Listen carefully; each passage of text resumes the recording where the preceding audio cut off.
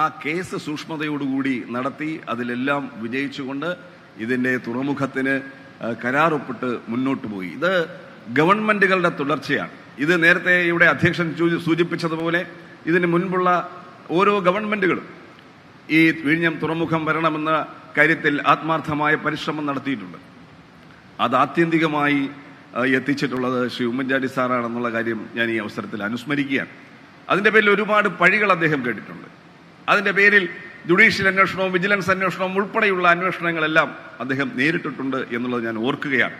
തീർച്ചയായും ഇന്ന് അദ്ദേഹം കൂടി ജീവിച്ചിരുന്നിരുന്നുവെങ്കിൽ ഏറ്റവും അധികം സന്തോഷിക്കുന്നതും അദ്ദേഹമായിരിക്കുമായിരുന്നു. നമ്മളോടൊപ്പം അദ്ദേഹം ഏറ്റവും അധികം സന്തോഷിക്കുമായിരുന്നു. തീർച്ചയായും ഈ ഗവൺമെന്റ് അധികാരത്തിൽ വന്നതിന് ശേഷം ഈ തുറമുഖ നിർമ്മാണത്തിന് ഉള്ള തടസ്സങ്ങൾ നീക്കി വളരെ ശക്തമായി മുന്നോട്ട് കൊണ്ടുപോയി എന്ന കാര്യത്തിലും നമുക്കാർക്കും അഭിപ്രായ വ്യത്യാസമില്ല. അങ്ങനെ വിവിധ ഗവൺമെന്റുകൾ ഈ കേരളത്തിന്റെ വികസന കാര്യത്തിൽ പൊതുവായി ഉണ്ടായിട്ടുള്ള ഒരു കാഴ്ചപ്പാടാണ്. സഖാവ് EMS നമ്പൂതിരിപ്പാട് തന്നെ പറഞ്ഞിട്ടുള്ളത് വികസനത്തിന്റെ കാര്യത്തിൽ നമുക്ക് രാഷ്ട്രീയം ഉപേക്ഷിക്കണമെന്നുള്ളതാണ്. ആ വികസനത്തിന്റെ കാര്യത്തിൽ രാഷ്ട്രീയതരമായ കാഴ്ചപ്പാടുകൾ കൂടി നമ്മൾ തീർച്ചയായും മുന്നോട്ട് പോകണം.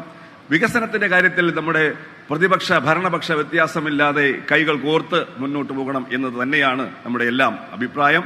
അങ്ങനെ വരുമ്പോൾ ഇന്നത്തെ ഈ വേദിയിൽ കേരളത്തിന്റെ പ്രതിപക്ഷ നേതാവിന്റെ സാന്നിധ്യം കൂടി ഉണ്ടായിരുന്നുവെങ്കിൽ തീർച്ചയായും അത് കൂടുതൽ മനോഹരമായി മാറുമായിരുന്നു എന്ന് ഞാൻ ഈ അവസരത്തിൽ ഓർക്കുകയാണ്. തീർച്ചയായും ഇത്തരം കാര്യങ്ങൾ നമ്മൾ കുറെ കൂടി ശ്രദ്ധിക്കണമെന്ന് മാത്രം പറഞ്ഞുകൊണ്ട് ഇന്നത്തെ ഈ ചരിത്ര മുഹൂർത്തത്തിന് സാക്ഷ്യം വഹിച്ച നിങ്ങൾ എല്ലാവരും അഭിവാദ്യം ചെയ്യുന്നു. അതോടൊപ്പം തന്നെ ബഹുമാനായ അധ്യക്ഷൻ ഇവിടെ ചൂണ്ടിക്കാണിച്ച ഏറ്റവും സ്വാഗതാർഹമായിട്ടുള്ള ഒരു കാര്യം, ഈ തുറമുഖവുമായി ബന്ധപ്പെട്ട് വരുന്ന ജോലികളിൽ തൊഴിലവസരങ്ങളിൽ 50% പ്രദേശവാസികൾക്ക് നൽകും എന്നുള്ള സർക്കാരിന്റെ തീരുമാനത്തെ 100% സ്വാഗതം ചെയ്തുകൊണ്ട് അഭിനന്ദിച്ചുകൊണ്ട് അത് കൃത്യമായി നടപ്പിലാക്കാനുള്ള ഒരു മെക്കാനിസം ഈ നാട്ടിൽ ഉണ്ടാക്കണം എന്നുകൂടി അഭ്യർത്ഥിച്ചുകൊണ്ട് ഞാൻ